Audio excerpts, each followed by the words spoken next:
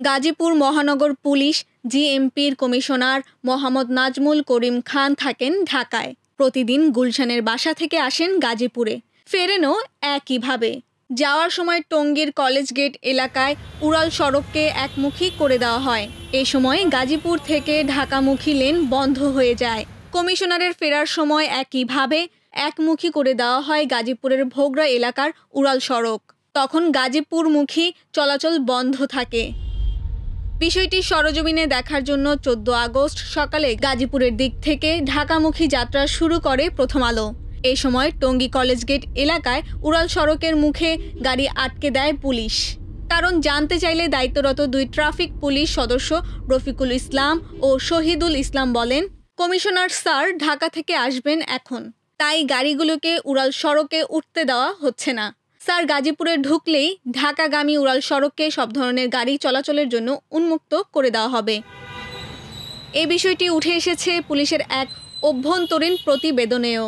তাতে বলা হয়, জিএমপি কমিশনার নাজমুল করিম খান ঢাকা থেকে গাজীপুরে যাওয়ার সময় সকাল 8টা থেকে বেলা 11টা থেকে 12টা পর্যন্ত গাজীপুর কলেজ গেট থেকে ঢাকাগামী উড়াল সড়কে কোনো গাড়ি উঠতে দেওয়া হয় না। আবার রাতে জিএমপি কমিশনার যখন তার কর্মস্থল গাজীপুর থেকে ঢাকার গুলশানের বাসায় যান, তখন উড়াল সড়কে গাজীপুরমুখী লেনে কোনো যানবাহন উঠতে পারে না। এতে গাজীপুর ঢাকা যাতায়াতকারী বিভিন্ন অফিসের যাত্রী ছাত্রছাত্রীদের চরম ভোগান্তিতে পড়তে হচ্ছে।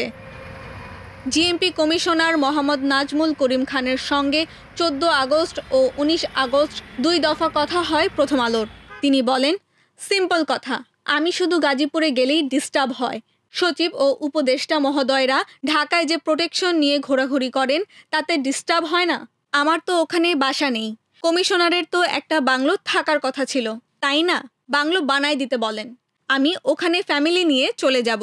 একটা বাংলো বানায় দেওয়ার জন্য একটা প্রতিবেদন লেখেন।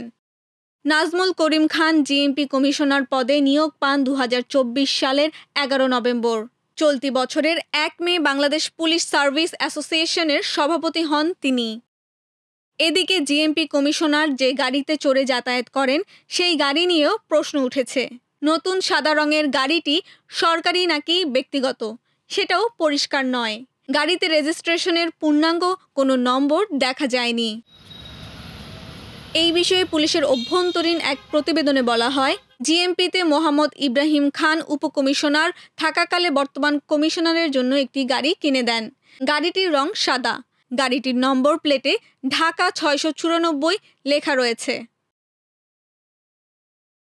বিগত আওয়ামী লীগ সরকারের আমল থেকে মোহাম্মদ ইব্রাহিম খান জিএমপিতে ছিলেন। গত 25 ফেব্রুয়ারি তাকে স্বরাষ্ট্র মন্ত্রণালয়ের জননিরাপত্তা বিভাগে ওএসডি করা হয়। 6 আগস্ট খুলনা রেঞ্জ উপমহাপরিদর্শকের কার্যালয়ে সংযুক্ত করা হয়েছে। গাড়ির এই বিষয়ে জানতে চাইলে কমিশনার নাজমুল করিম খান বলেন, হাওয়ার ওপর কথা আমি বিশ্বাস করি না। রিপোর্ট আমার কাছে পাঠাতে বলেন, তদন্ত করাতে হবে। আমার দিকে ইঙ্গিত করলে আমি স্পষ্ট করে বলবো, উপদেষ্টা পর্যন্ত গেছে কিনা আমার সন্দেহ আছে।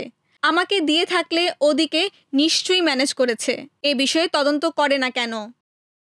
পুলিশের প্রতিবেদন অনুযায়ী এই কর্মকর্তা ঢাকা মহানগর পুলিশ ডিএমপির লালবাগ বিভাগের উপকমিশনার থাকাকালে পুরান ঢাকার বংশালে এক মুক্তিযোদ্ধার জমি দখলে ভূমিদস্যুকে সহযোগিতা করেছিলেন।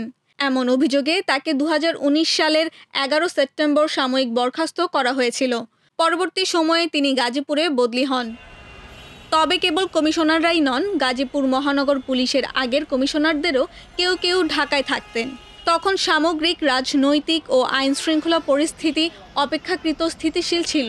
কিন্তু গত বছরের 5 আগস্ট গণ-অভ্যুত্থান পরবর্তী সময়ে বিপর্যস্ত অবস্থা থেকে পুলিশকে পুনর্গঠন, তাদের মনোবল ফিরিয়ে আনা, এছাড়াও ছিনতাই, চাঁদাবাজি, অপহরণ, ধর্ষণ ও খুনের একের পর এক ঘটনা স্থানীয়দের মধ্যে চরম আতঙ্কের পরিবেশ তৈরি করেছে। মাদকের ব্যাপক বিস্তারের ফলে সন্তানদের নিয়ে দুশ্চিন্তায় আছেন অভিভাবকেরা। কমিশনার নাজমুল করিম খান সার্বক্ষণিক এলাকায় থাকতে না পারায় সবকিছু সঠিকভাবে তদারকিতেও ঘাটতি বা ঢিলেঢালা ভাব থাকে বলে নাগরিক সমাজের অনেকে মনে করেন। ওই বিষয়ে সুশাসনের জন্য নাগরিক সুজনের গাজীপুরের সাধারণ সম্পাদক ইফতেখার শিশির বলেন, ঢাকা থেকে গাজীপুরে ঢোকা সময় সাপেক্ষ। গাজীপুর মহানগর এখন অপরাধীদের অনেকটা অভয়ারণ্য। যে কোনো সময় যে কোনো ঘটনা ঘটে যায় এখানে। দায়িত্বশীল কর্মকর্তা হিসেবে জিএমপি কমিশনার গাজীপুরে সার্বক্ষণিক থাকবেন, এমনটাই প্রত্যাশিত। গাজীপুর শহর থেকে পর্যবেক্ষণ ও নজরদারি এবং সমন্বিত উদ্যোগ নিয়ে সার্বিক পরিস্থিতি স্বাভাবিক রাখতে পুলিশ কমিশনারকে উদ্যোগী ভূমিকা রাখতে হবে।